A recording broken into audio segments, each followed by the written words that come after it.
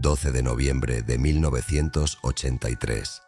Un motel en las afueras de Albuquerque, Nuevo México. Afuera, la noche está cubierta por un manto de oscuridad y la lluvia golpea sin cesar los ventanales agrietados. Aquí es donde todo comenzó para mí, aunque tal vez sería más exacto decir que mi verdadera historia había comenzado mucho antes, sin que yo lo supiera. Mi nombre es Alex Carter. Durante años fui periodista independiente, persiguiendo historias que la mayoría de la gente prefería ignorar. Siempre me consideré un hombre escéptico, alguien difícil de engañar, pero hay algo que aprendí demasiado tarde. La verdad puede ser más peligrosa de lo que imaginamos y a veces conocerla significa perderlo todo. Esta es la historia de cómo me encontré en el centro de una conspiración tan retorcida y cruel que, incluso ahora, no sé si sobreviví al relato o si me convertí en parte de él. Todo se remonta a un nombre que muchos han escuchado, pero pocos comprenden realmente. MK Ultra. Una operación secreta de la CIA que usó a personas como ratones de laboratorio, manipulando sus mentes y rompiendo sus voluntades. Lo que encontré en ese camino no solo destruyó mi vida, sino que también me reveló una verdad que jamás imaginé. Si estás escuchando esto, prepárate, porque lo que estás a punto de descubrir cambiará para siempre la forma en que ves el mundo que te rodea. Nunca supe por qué, pero algo en mi infancia siempre me pareció roto, fragmentado, como un espejo hecho pedazos. A veces soñaba con una habitación blanca, demasiado brillante, donde sombras sin rostro hablaban entre sí. Otras, despertaba sintiendo que alguien había estado en mi habitación, susurrando palabras que no lograba entender. Por años traté de convencerme de que eran solo sueños, pesadillas tal vez, hasta que un día, mientras revisaba unos viejos papeles en el desván de la casa de mis padres, encontré algo que cambió mi vida para siempre. Era un formulario médico, amarillento por el tiempo, con mi nombre en la esquina superior, fechado en 1975, mucho antes de que pudiera recordar, pero lo más inquietante no era la fecha, sino el logotipo que llevaba en la parte superior. Era del gobierno de los Estados Unidos. Decía que había sido voluntario en un programa de estudio psicológico. ¿Voluntario? ¿A los 6 años? Comencé a buscar respuestas. Hablé con mi madre, pero ella siempre esquivaba el tema, diciendo que no debía preocuparme por esas cosas. Sin embargo, un día, después de insistir, me confesó algo que me heló la sangre. Cuando yo era niño, hombres de traje venían a casa y decían que trabajaban en un programa especial para niños excepcionales. Mi madre, confiando en ellos, firmó los papeles. Fue por mi bien, decían, pero nunca le explicaron qué sucedía detrás de esas puertas cerradas. Ese fue el comienzo de mi descenso al abismo. En 1977, el Congreso de los Estados Unidos desclasificó documentos de un programa llamado MK Ultra. Era un experimento secreto, financiado por la CIA, para manipular la mente humana. Utilizaban drogas psicodélicas, hipnosis y métodos de tortura psicológica. En ese momento no lo conecté con mi infancia, pero pronto descubriría que todo estaba relacionado. Este es mi testimonio, la verdad sobre lo que me hicieron, sobre cómo me convirtieron en su experimento. Dicen que los recuerdos más antiguos son como fotografías borrosas, fragmentos incompletos de momentos que quizás nunca ocurrieron, pero lo que comencé a recordar no eran fotos. Eran más bien heridas abiertas, dolorosas y reales. Todo empezó cuando encontré aquel viejo archivo en el desván. Después de leerlo, fue como si algo dentro de mi mente hubiera sido liberado. Comencé a tener sueños que no eran sueños, sino algo más, recuerdos enterrados bajo capas de miedo. Había una habitación, siempre la misma. Sus paredes eran de un blanco antinatural, iluminadas por una luz fluorescente que dolía al mirarla. En el centro, una camilla metálica con correas negras en los extremos, y sobre mí, ellos.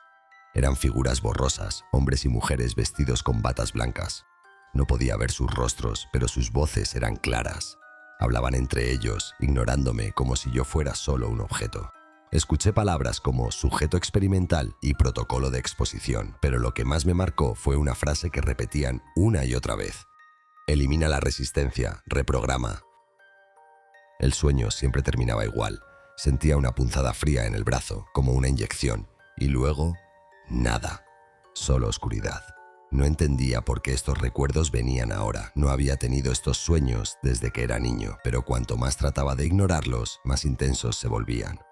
Una noche, mientras veía un documental sobre los experimentos del gobierno, escuché una descripción que me dejó helado. Hablaron del proyecto MK Ultra y cómo usaban drogas para manipular la mente. Mencionaron que algunas víctimas ni siquiera sabían que habían participado. Era como si alguien describiera mis sueños palabra por palabra. ¿Podía ser eso lo que me habían hecho? ¿Había sido yo un experimento para probar los límites del control mental? Entonces recordé algo más. Un día, cuando tenía unos 8 años, mi madre me llevó a una clínica. Era un lugar frío y austero. No recuerdo mucho, pero sí una mujer que me hizo preguntas mientras me mostraba imágenes extrañas. Mi madre siempre dijo que era para ayudarme a concentrarme, pero ahora lo veía claro. Aquello no tenía nada que ver con concentración. Los fragmentos de recuerdos comenzaron a encajar, pero aún faltaban piezas, y con cada pieza que recordaba sentía que mi mente se desmoronaba un poco más. Pero había algo en mi mente que seguía resistiéndose, como si los recuerdos estuvieran escondidos tras un muro invisible. Decidí buscar respuestas en los pocos objetos del pasado que aún tenía. Volví al desván, a esa caja olvidada donde encontré aquel archivo médico. No podía dejarlo así. La caja era vieja, llena de polvo y olía a humedad. Dentro, además de aquel archivo, encontré algo más. Una foto mía de pequeño, sentado frente a un edificio extraño. Era una clínica, pero no se parecía a ninguna que recordara. En la parte trasera de la foto había un nombre y una dirección escritos a mano. Clínica Willow Creek, 1975. Nunca había oído hablar de ese lugar, pero algo en mi interior se estremeció al leerlo. Sentí que debía ir allí, como si ese lugar pudiera ofrecerme las respuestas que tanto buscaba. Cuando llegué, el edificio estaba en ruinas, ventanas rotas, grafitis en las paredes y una atmósfera que me helaba la sangre. Pero lo que más me inquietó fue que, a pesar del abandono, había algo en ese lugar que me resultaba familiar. Entrar fue como volver a uno de mis sueños. El aire olía a humedad y algo más, un aroma químico, como desinfectante viejo. Caminé por los pasillos, observando los restos de lo que alguna vez fue una clínica. Había camillas oxidadas, papeles tirados por el suelo y un silencio que parecía tener vida propia. En una de las salas encontré algo que me dejó paralizado. Una carpeta médica cubierta de polvo, con mi inicial y mi apellido escritos en la portada. Era mi expediente. Las primeras páginas estaban en blanco, pero al avanzar encontré anotaciones. Algunas eran crípticas, llenas de códigos y términos médicos, pero otras eran más claras. Sujeto 47B, protocolo, exposición prolongada. Resultados, memoria fragmentada, respuesta emocional alterada. Era yo, no había duda. Una parte de mí quería cerrar esa carpeta y salir corriendo, pero seguí leyendo. Había menciones a algo llamado refuerzo cognitivo mediante estímulos sensoriales extremos. No entendía lo que significaba, pero entre las páginas encontré algo más. Una hoja con un dibujo que reconocí al instante. Era mío. Era un dibujo que hice de niño. Una sala blanca con luces brillantes y sombras humanas de pie frente a mí. Estaba allí, entre los archivos, como si alguien lo hubiera guardado deliberadamente. ¿Pero por qué? El lugar comenzó a inquietarme más de lo que podía soportar. Salí de allí apresuradamente, llevándome la carpeta conmigo. Pero mientras caminaba hacia mi coche, sentí que alguien me observaba. Giré rápidamente, pero no vi a nadie. A pesar de eso, no pude sacudirme la sensación de que no estaba solo. Ese archivo contenía más preguntas que respuestas, pero ya no había marcha atrás. Estaba decidido a descubrir la verdad, aunque eso significara enfrentar algo que ni siquiera mi mente estaba preparada para comprender. El archivo que encontré en la clínica no solo confirmó mis sospechas, sino que también abrió puertas que no estaba seguro de querer cruzar. Una de las páginas mencionaba algo que me heló la sangre. MK Ultra, Proyecto 47B. Ese nombre lo había leído antes en mis investigaciones. Un programa de la CIA diseñado para controlar la mente humana, utilizando métodos que bordeaban la tortura. Pero hasta ese momento había sido una historia lejana, ahora era personal. Regresé a casa y comencé a buscar más información. Las filtraciones de documentos desclasificados eran escasas, pero lo que encontré fue suficiente para darme pesadillas. Protocolo de condicionamiento, pruebas con LSD, desensibilización sensorial. Cada término parecía más macabro que el anterior. Pero lo que más me impactó fueron las historias de los sobrevivientes. Muchos hablaban de alucinaciones, amnesia y algo más oscuro, una sensación constante de que sus pensamientos ya no eran del todo suyos. Empecé a recordar más cosas. Los sueños se volvían más intensos, más nítidos. Ahora podía ver detalles que antes no estaban allí. La textura de las paredes, el brillo metálico de los instrumentos y, lo peor de todo, las expresiones de las personas que me observaban. Había un hombre en particular, alto, delgado, con gafas de montura metálica. Siempre estaba allí, observándome. Nunca hablaba, pero cuando me miraba sentía que podía leerme el alma. En uno de los documentos encontré su nombre, Dr. Howard Leeds, director del programa experimental. Según los registros, supervisó más de 200 pruebas antes de que el proyecto fuera oficialmente cerrado. ¿Cómo era posible que esta persona hubiera tenido tanto poder sobre mí, sobre mi vida? El Dr. Leeds y los suyos no solo estaban jugando con mi mente, estaban manipulando todo lo que yo era, reduciéndome a un objeto de estudio. Sujeto 47B presenta alta resistencia al protocolo inicial. Procederemos con técnicas de refuerzo a partir del día 12. Observaciones pendientes. Mi cabeza daba vueltas. Cada nueva información que descubría hacía que mi vida pareciera más una mentira. Pero lo peor estaba por venir. Descubrí que no fui el único.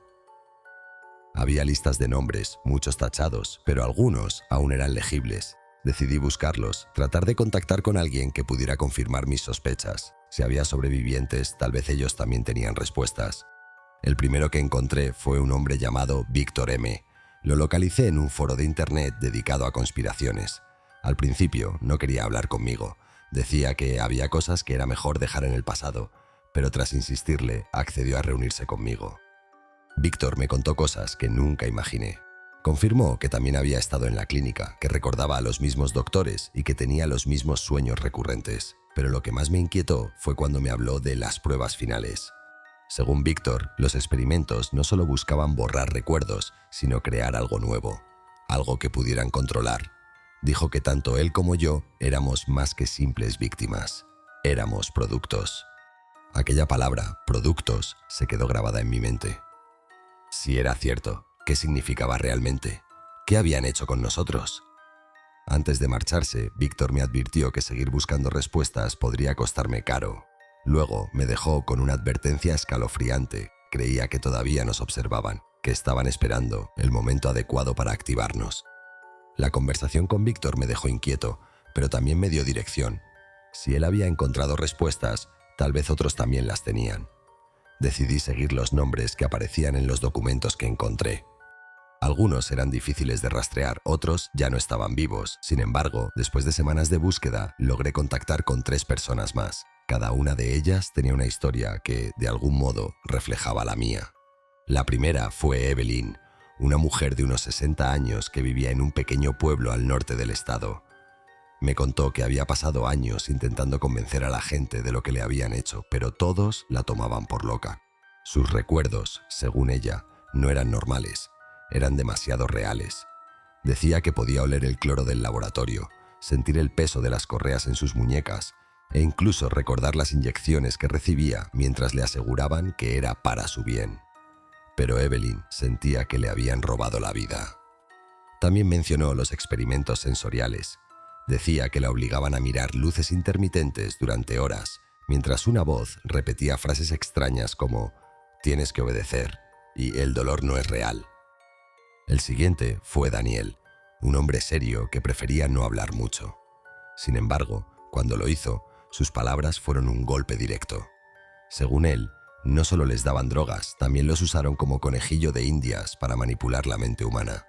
A algunos les lavaron el cerebro completamente, otros nunca salieron de aquellas habitaciones y los pocos como nosotros seguían pagando el precio. Cuando le pregunté a qué se refería, Daniel hizo algo impactante. Sacó un cuchillo y comenzó a raspar la piel de su brazo. Antes de que pudiera detenerlo, dejó al descubierto un pequeño implante metálico bajo la carne. Según él, era un dispositivo de seguimiento, supuestamente para monitorear su progreso, pero estaba convencido de que seguía activo. Daniel aseguró que siempre había sentido que lo observaban. Esa revelación me dejó paralizado. Si ellos tenían implantes, ¿podría tener yo uno también? Intenté apartar esa idea de mi mente, pero no podía ignorarla. La conexión entre todos nosotros era innegable. Finalmente, contacté con Ana, quien vivía en un hospital psiquiátrico desde hacía más de 20 años. Su familia la había internado tras años de comportamiento errático y paranoico, pero al hablar con ella entendí que no estaba loca. Ana estaba convencida de que esas personas, los responsables de los experimentos, nunca desaparecieron.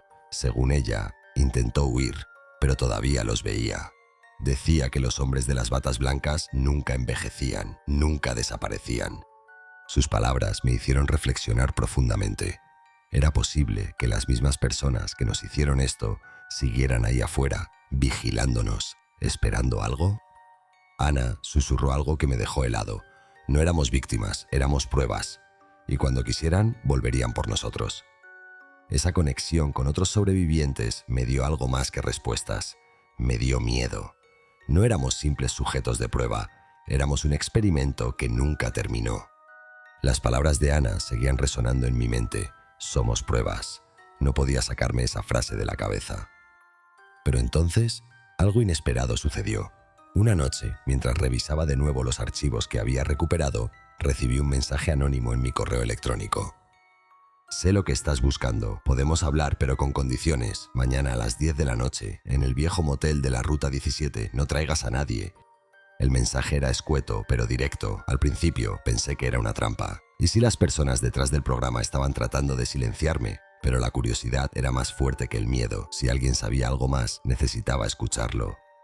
Conduje hasta el motel, un lugar que parecía sacado de una película de terror.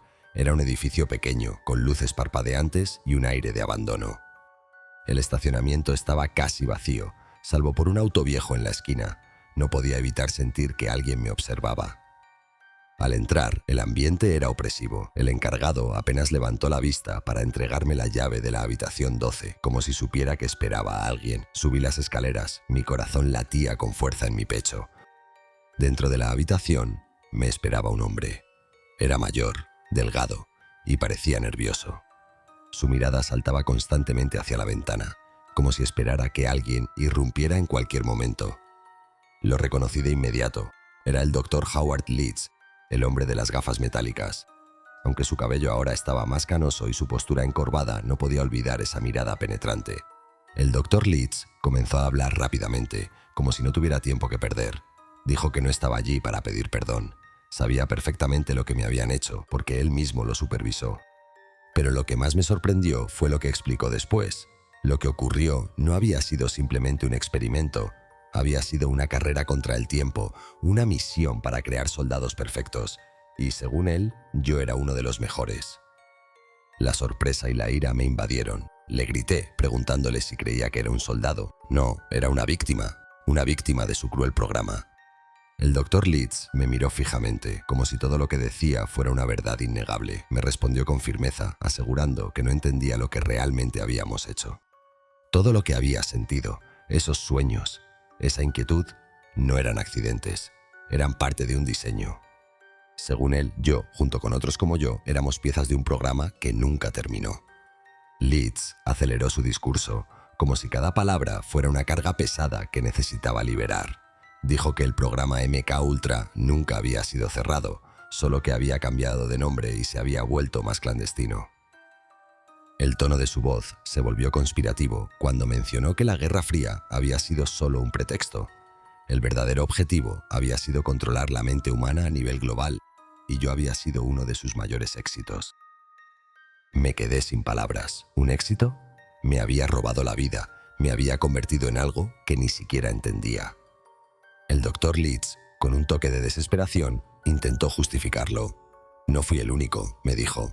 Había cientos de personas como yo, esparcidas por todo el mundo, y algunos ya habían sido activados.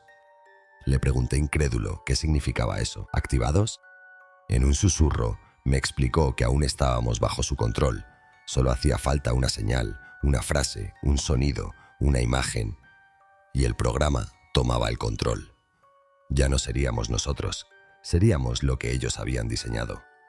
Antes de irse, el Dr. Leeds me entregó un sobre lleno de documentos. «Úsalos bien», dijo, y desapareció en la lluvia. Mientras leía aquellos papeles, supe que había cruzado una línea de no retorno.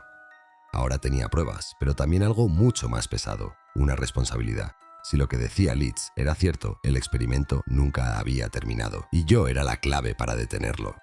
El sobre que me entregó Leeds contenía algo más que documentos, contenía secretos que nunca debieron salir a la luz. En su interior había fotografías, informes médicos y algo más inquietante, una lista de nombres. Al menos 50 personas repartidas por todo el país. Cada nombre iba acompañado de un código y una anotación. Algunos decían activo, otros dormido y unos cuantos eliminado. No podía apartar los ojos de esa lista. Mi nombre estaba ahí, junto a la palabra dormido. Pero lo que más me perturbó fue lo que encontré al final del documento, un conjunto de frases aparentemente sin sentido. Leeds las había llamado activadores. Según él, estas palabras eran las llaves para despertar algo oculto dentro de nosotros, algo que no podía controlar.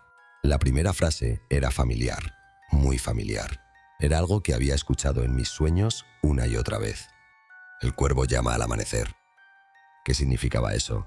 ¿Podía ser realmente un desencadenante? ¿Y qué sucedería si lo activaba? La idea me helaba la sangre, pero no podía detenerme ahora. Leeds había mencionado que algunas personas ya habían sido activadas. Eso significaba que estaban allá afuera, haciendo quién sabe qué, sin siquiera ser conscientes. Pasé días investigando a los nombres de la lista. Algunos eran imposibles de rastrear, pero otros tenían un rastro. Un hombre llamado Marcus había sido noticia recientemente, un veterano que, aparentemente sin motivo alguno, había atacado una base militar. Lo habían encontrado en estado catatónico, murmurando frases incomprensibles. Otro caso era el de una mujer llamada Karen, quien desapareció de su hogar después de enviar una carta desconcertante a su familia. Decía que había recibido la llamada y que tenía que cumplir con su propósito. Todo apuntaba a una conexión directa con lo que Leeds me había contado. Sabía que estaba acercándome demasiado. Podía sentirlo en cada mirada extraña que recibía al caminar por la calle, en cada llamada sin respuesta que terminaba en silencio. Era como si una sombra se estuviera cerrando sobre mí. No podía seguir solo. Necesitaba a alguien que pudiera ayudarme a sacar esto a la luz, alguien con la experiencia y los recursos para enfrentarse a algo tan grande. Tras investigar, encontré a Laura, una periodista que ya había escrito sobre el MK Ultra en el pasado. Pensé que si alguien podía entender la magnitud de lo que tenía entre manos, sería ella. Le envié un correo con parte de los documentos que había recopilado, explicando brevemente lo que sabía y pidiéndole que nos reuniéramos en un lugar seguro. Nos encontramos en una cafetería oscura, lejos del centro de la ciudad. Laura era más joven de lo que esperaba, pero tenía una mirada seria e inquisitiva que me hizo confiar en ella de inmediato. Mientras hablaba, explicándole todo lo que sabía, noté cómo su expresión cambiaba de escepticismo a una mezcla de miedo y fascinación.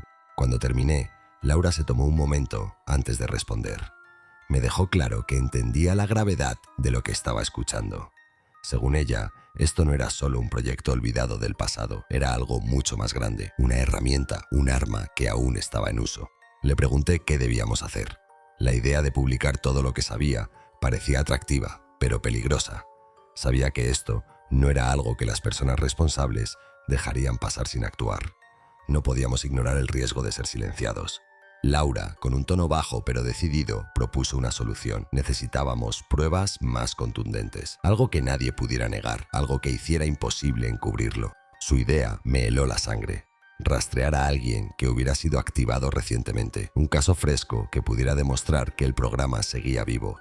La idea me aterrorizaba, sabía lo que significaba. Estas personas, bajo control, eran capaces de cometer actos violentos sin siquiera ser conscientes de ello. ¿Cómo podría acercarme a ellos sin convertirme en su próxima víctima? Sin embargo, tenía claro que Laura tenía razón. Si queríamos pruebas que sacudieran al mundo, necesitábamos ir más allá, y eso significaba enfrentarnos al peligro cara a cara. Había llegado a un punto sin retorno. Laura y yo sabíamos que encontrar a un activado era la única forma de validar lo que tenía en mis manos. Pero no se trataba solo de exponernos, sino de entrar en territorio peligroso.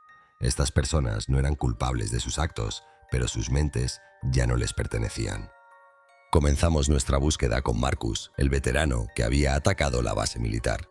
Su rastro nos llevó a un hospital psiquiátrico donde lo mantenían bajo estricta vigilancia. Laura logró obtener una autorización temporal como periodista investigadora, pero mi entrada sería más complicada. Fingiría ser un familiar buscando respuestas. El hospital era un lugar opresivo. Las paredes, de un blanco apagado y gastado, parecían absorber la luz, y cada esquina estaba vigilada por cámaras que no dejaban espacio para el anonimato. El silencio, roto solo por los pasos de los guardias, hacía que todo se sintiera aún más desolador. Nos condujeron a una pequeña sala de visitas. A través de una barrera de cristal reforzado, vi a Marcus. Su figura temblorosa y su mirada perdida hablaban de un daño profundo, uno que el tiempo no parecía capaz de reparar. Se acercó lentamente al vidrio y con un tono apenas audible dejó escapar una frase que me estremeció. Recordé algo de los documentos de Leeds. La mención de los pájaros era una de las claves del programa. Decidí arriesgarme. «Marcus, ¿qué pasa cuando los pájaros llaman al amanecer?» Su reacción fue inmediata y visceral. Se agitó, golpeando la mesa con fuerza, mientras un temor desesperado se apoderaba de su voz. Los guardias no tardaron en intervenir. Entraron rápidamente en la sala y lo sacaron de allí antes de que pudiera decir algo más.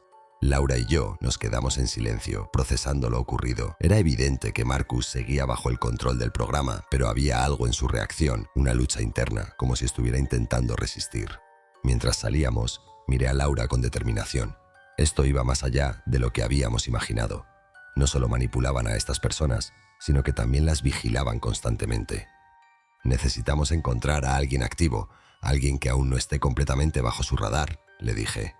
Laura pareció reflexionar un momento antes de responder. «Sé de alguien que podría ayudarnos, un hacker. Es bueno, muy bueno, pero convencerlo no será fácil».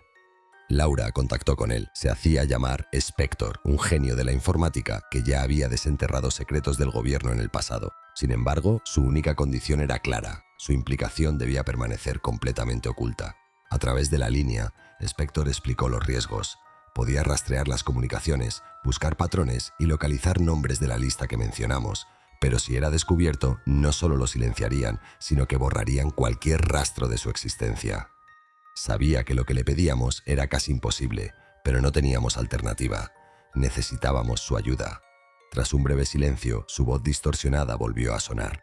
Dijo que hay un nombre que aparece repetidamente en las comunicaciones recientes: Karen Bellamy. Desapareció hace una semana, pero su actividad bancaria muestra movimientos recientes en Denver. Si está activa, será cuestión de tiempo antes de que el programa la utilice para algo. No había dudas en mi mente. Denver era nuestro próximo destino. El viaje hacia Denver fue largo y silencioso. Ambos sabíamos que encontrar a Karen significaba enfrentarnos al resultado más directo del programa, alguien que ya no tenía control sobre sí mismo. Pero también sabíamos que si lográbamos hablar con ella, podríamos descubrir una verdad más profunda, una que todavía no alcanzábamos a comprender. Cuando llegamos a la última ubicación registrada de Karen, un viejo motel en las afueras, todo estaba en silencio, pero mi instinto me decía que no estábamos solos. El motel parecía desierto. La tormenta seguía rugiendo a lo lejos y el aire estaba cargado de esa electricidad estática que siempre me ponía los nervios de punta. Laura y yo avanzamos con cautela hacia la habitación que Spector había señalado, la última donde Karen Bellamy se había alojado. La puerta estaba entreabierta y un mal presentimiento se instaló en mi pecho. Empujé la puerta lentamente, esperando cualquier cosa. El interior era un caos. Ropa y papeles estaban esparcidos por el suelo. Una lámpara rota y una silla caída hablaban de una pelea reciente. Había un extraño olor químico en el aire, uno que no podía identificar. Pero lo que realmente me impactó fue la pared. Estaba cubierta de notas escritas a mano, recortes de periódico y un mapa lleno de marcas. Era evidente que Karen había estado investigando algo, y no era cualquier cosa. Laura se acercó a la pared y tomó una de las notas. «No es paranoia», murmuró, señalando las conexiones. «Mira esto, estaba rastreando a otros de la lista». Me acerqué para leer con más detalle. Entre las notas y recortes, una frase resaltaba: «El complejo Silo 23, activación masiva». Sentí como un escalofrío recorría mi espalda. Karen no solo había empezado a comprender lo que le estaban haciendo, sino que había descubierto algo mucho más grande. ¿Activación masiva? Laura rompió el silencio. ¿Qué significa eso? No lo sé, respondí, intentando procesar lo que leía, pero si es lo que parece, no estamos hablando de un solo individuo. Podrían estar planeando activar a todos los de la lista al mismo tiempo. Mi mente se llenó de preguntas, pero apenas tuvimos tiempo de pensar. El teléfono comenzó a vibrar en el bolsillo de Laura y la voz distorsionada de Spector rompió nuestra concentración. «Chicos, tienen que salir de ahí ahora. Detecté señales inusuales cerca de su ubicación. Están en camino y no parecen amigables». Mi corazón se aceleró. «Laura, tenemos que movernos. Esto es una trampa». Recogimos lo poco que pudimos y corrimos hacia el coche. Pero apenas habíamos salido cuando un coche negro apareció de la nada bloqueándonos el paso. Hombres armados y enmascarados descendieron rápidamente, rodeándonos. Levanté las manos instintivamente, tratando de pensar en una salida. «Entréguenlo todo», dijo uno de ellos, con voz fría y autoritaria. «Documentos, dispositivos, todo lo que tienen». Intenté ganar tiempo preguntándoles quiénes eran, pero sabía que no responderían. Esto no era una negociación. Antes de que pudiera decir más, la situación explotó. Un intercambio rápido de golpes, gritos, disparos. Todo se volvió un caos. Laura y yo conseguimos escapar en medio del desorden, pero apenas. Mientras conducíamos por una carretera desierta bajo la lluvia, supe que ya no había marcha atrás. Nos habíamos acercado demasiado a la verdad y ahora éramos objetivos. Laura preguntó qué íbamos a hacer ahora. Miré el mapa que había tomado de la pared. «Vamos al siglo XXIII, es nuestra única pista». Laura me dijo que si vamos allí no habrá regreso. Lo sabía, pero no tenía otra opción. Si no lo hacemos nosotros, nadie lo hará. Cuando llegamos al siglo XXIII, el lugar parecía un búnker militar abandonado en medio de la nada. Pero la fachada deteriorada no podía ocultar el mal que se escondía en su interior. Las puertas metálicas se abrieron con un gemido y avanzamos con cuidado. Cada paso que dábamos resonaba en los pasillos vacíos. El lugar estaba lleno de cabinas de monitoreo, pantallas intermitentes y papeles tirados como si alguien hubiera salido corriendo sin tiempo para limpiar. Finalmente, llegamos a la sala principal. Era un centro de control, con monitores que mostraban datos incomprensibles y un generador que emitía un zumbido. Laura señaló una pantalla. «Están preparando una transmisión», dijo, horrorizada. «Una señal para activar a todos los de la lista al mismo tiempo». No podía permitirlo. Sin pensar demasiado, comencé a destruir todo lo que pude, discos duros, cables, cualquier cosa que pareciera importante. Pero entonces, una voz conocida resonó desde un altavoz oculto. «Te lo advertí, Alex», dijo el Dr. Leeds con un tono calmado, pero lleno de amenaza. «No puedes detener algo que ya está en marcha».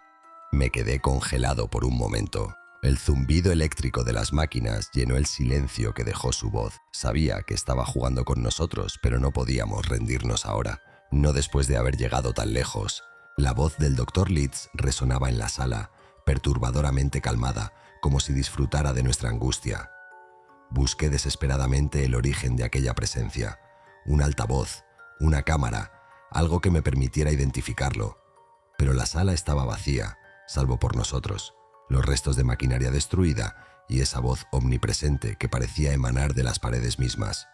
Cada palabra que pronunciaba Leeds estaba cargada de una arrogancia fría, casi calculada. Según él, todo lo que había hecho hasta ese momento no era más que parte de un experimento, una serie de elecciones controladas para evaluar hasta dónde podía llegar la resistencia humana frente a la verdad. Esa afirmación me golpeó como un puñetazo. No era solo la crueldad de sus palabras, sino la frialdad con la que hablaba del sufrimiento humano, como si se tratara de un dato más en su investigación.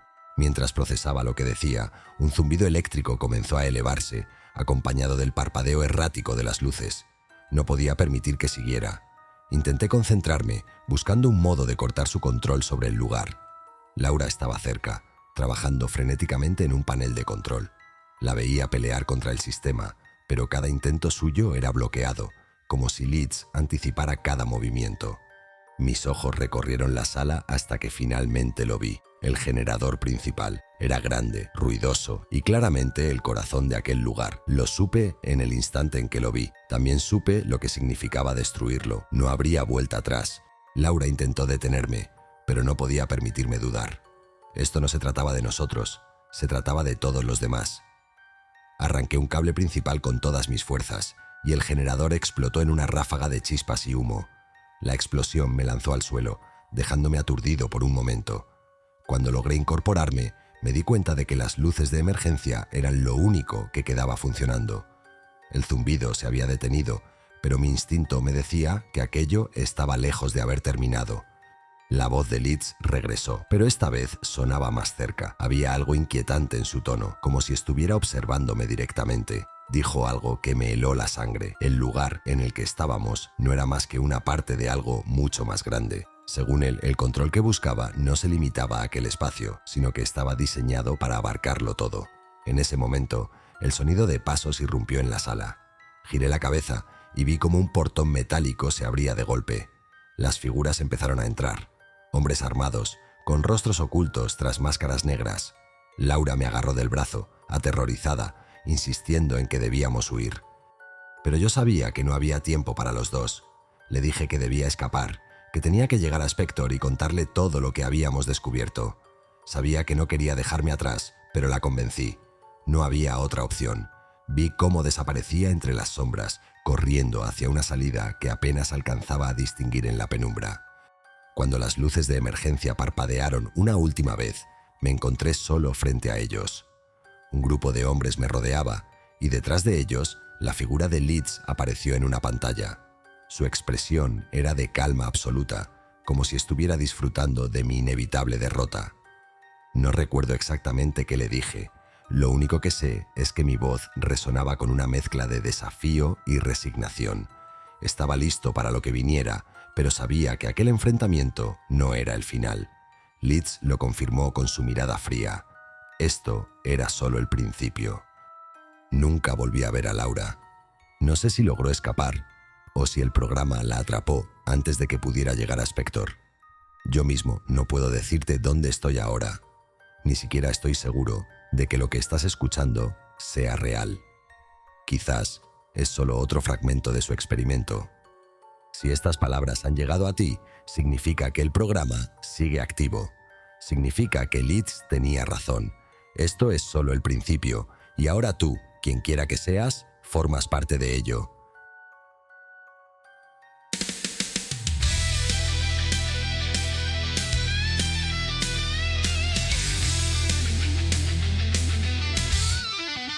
Soy Alex Carter, el fantasma de Albuquerque.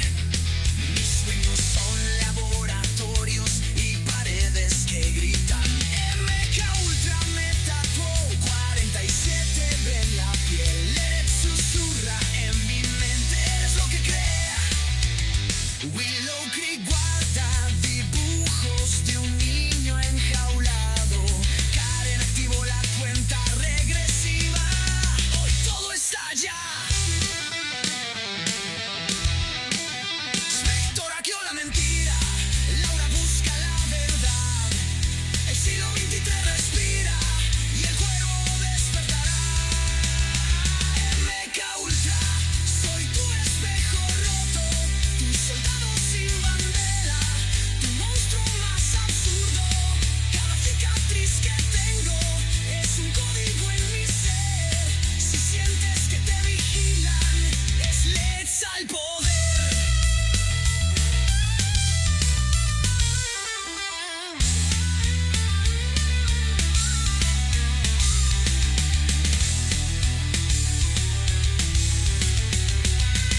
En la ruta 17, Leeds me entregó la trampa. 50 nombres en un sobre y una bala sin alma. Marcos rompió sus cadenas, Karen trazó el final. El siglo XXIII se esconde, la muerte global. Protocolo Eclipse, tú grabas, yo controlo.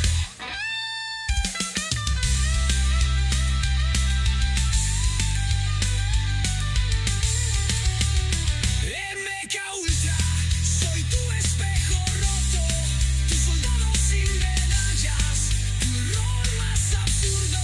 Cada recuerdo que tengo es una inyección. Si lees entre estas líneas, activas la traición.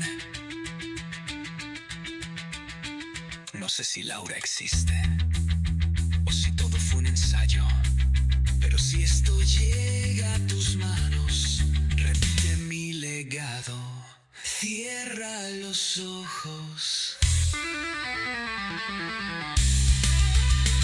Si puedes.